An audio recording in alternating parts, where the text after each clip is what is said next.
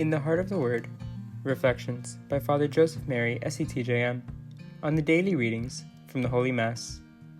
Friday of the third week of Ordinary Time, a day of prayer and devotion to the Sacred Heart of Jesus. God bless you, dear family. Today in the Heart of the Word, the Gospel comes from Mark chapter 4. The entire preaching of the Lord can be summarized in one phrase: the kingdom of God is at hand. Jesus came to reveal the kingdom of God, to teach us about the kingdom, and to send us to proclaim the kingdom of God, how God reigns through our lives, how He's present in our actions. And how do we enter the kingdom? What is it like?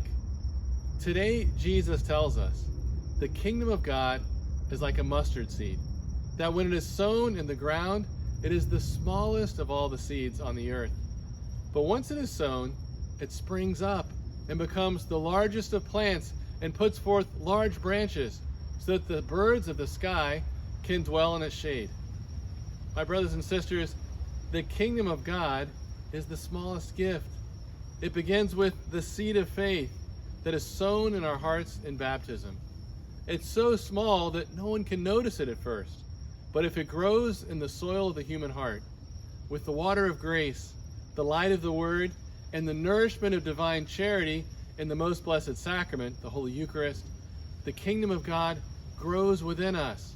God grows in us.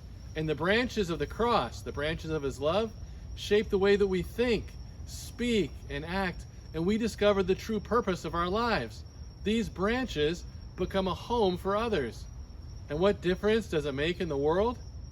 The same difference it made on Easter Sunday, when Jesus appeared to the disciples and said, "Peace be with you.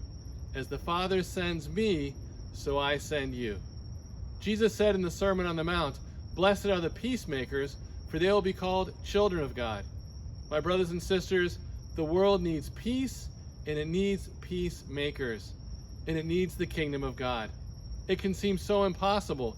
The kingdom can seem so fragile and so powerless, but it is the true power that changes history. Do you remember any of the great rulers of central Italy of the 13th century? Of course not. But you know who St. Francis of Assisi is. You know the Poverello, who seemed so powerless and irrelevant, and he was the one that changed the culture and brought a culture of peace at a time of great unrest.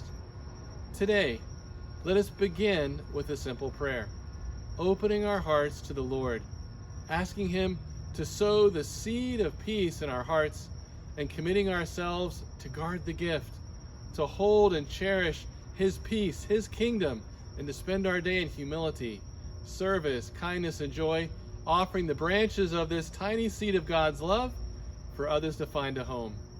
And what is the home we offer? The kingdom of God. Let us listen to these words of Mother Adela. May our Blessed Mother, the rich soil where the seed of the Word was received, teach us to receive Him in a spirit of prayer and total availability, so that the Word may be enfleshed in us, and so that many in our world today will encounter the kingdom of God's love, the kingdom of peace. All for the heart of Jesus, through the heart of Mary.